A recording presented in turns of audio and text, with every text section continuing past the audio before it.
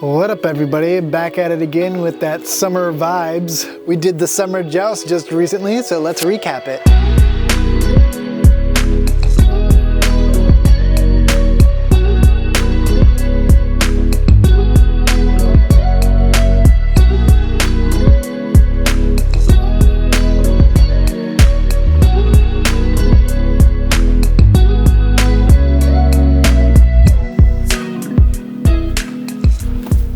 Not even my hat.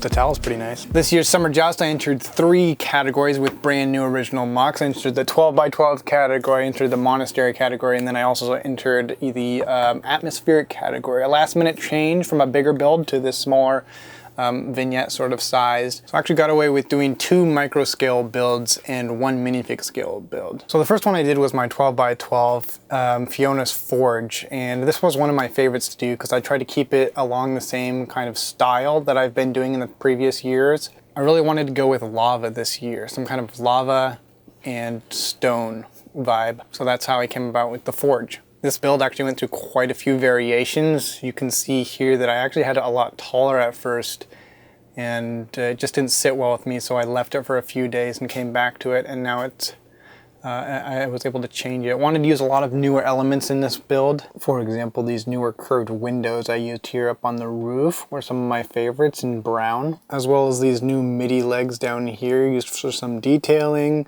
And going up, we have some 3x3 window frames that I filled with cheese slopes. One of the techniques I want to point out is the chain technique. This is one of my favorites that I've been sort of sitting on for a few years after I discovered it, finding the right opportunity to use it. As you can see, it's bucket handles and this little flashlight piece that came in the clone sets that would clip right onto their clone helmets. Because of the pointed end of this piece, you can kind of tuck it right into, there's a dimple on the inside of the bucket handle that helps it connect to the buckets. And so one end locks in and the other end holds because of pressure. And then you just overlap these all and you get this kind of big chain technique. Now you could also do this in dark belay, but it's kind of hard to find a lot of these little flashlight pieces. I think it's a great effect. And because of the category restrictions, of course, this all fits within a 12x12 footprint. That's 12 studs in 2 directions, and then the height's up to you. I like keeping it about this size.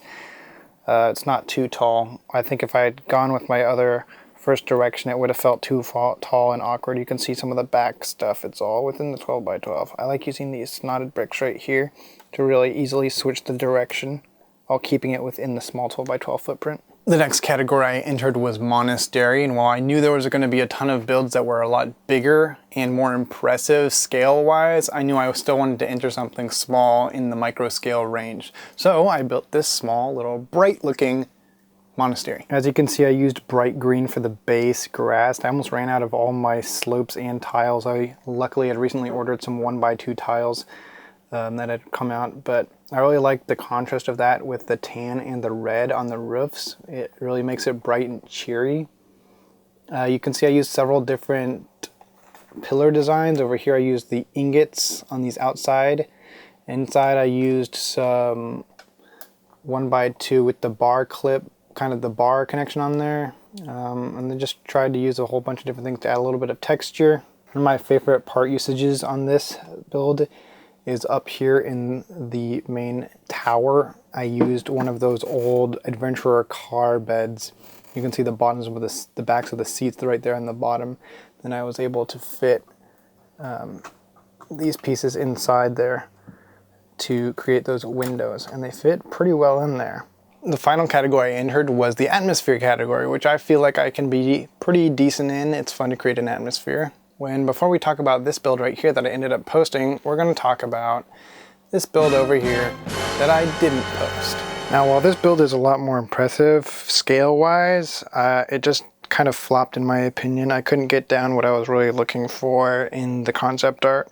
As you can see, I started with this concept art, which has that basic arch design, and then it would have a fireplace down in the middle. And while I could create that, I ended up kind of limiting myself by the presentation. Well, a build I think should stand a lot on the techniques and the building quality and not entirely on the presentation. The presentation is still important, and ultimately the concept relied way too much on presentation. I tried doing a TV behind it to put a better background. I knew my Photoshop skills aren't good enough to just edit in a good background, but so I ended up letting this flop after sitting a few days and thinking about it. I still think the design of the middle arch, like that stonework at the bottom, is fun, and I think that's well built, but the entire presentation of it just wasn't gonna work out for what I wanted. I'd rather have something more detailed, and so I just decided to go back to my comfort zone rather than building off of concept art, and that's why we ended up with this build over here. One of my favorite color schemes is pastels, so this blue mixed with the tan, the light blay, and the sand green really was fun to build in. I went more freeform with this, just kind of building wildly in a sense as I was listening to music, and that created the base, and then from there I thought more about the trees.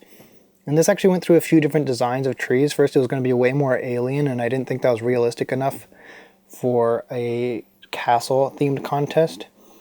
You can see I ended up with this kind of house right here, and a smaller house and a little fireplace sort of thing. A lot of smaller pieces used in here to add the detail, but ultimately got that storm weathered look, but also a cartoony vibe. And then we threw this build from Vin Week into the fantasy category just for funsies. Anyway, nothing super crazy this year in the Summer Joust, just a lot of smaller builds that didn't really take more than a day or two. But yeah, that was this year's Summer Joust. If you're looking to be involved in a castle contest, they're going to probably host this contest again next year. You can be found on Flickr, and I'm sure there's some links on Instagram and stuff like that, and Discord. If you want to participate in the future, you can build castle stuff. They always have great categories. There's a plethora I didn't enter, would have loved to. But yeah, thanks for watching, and come back for more soon.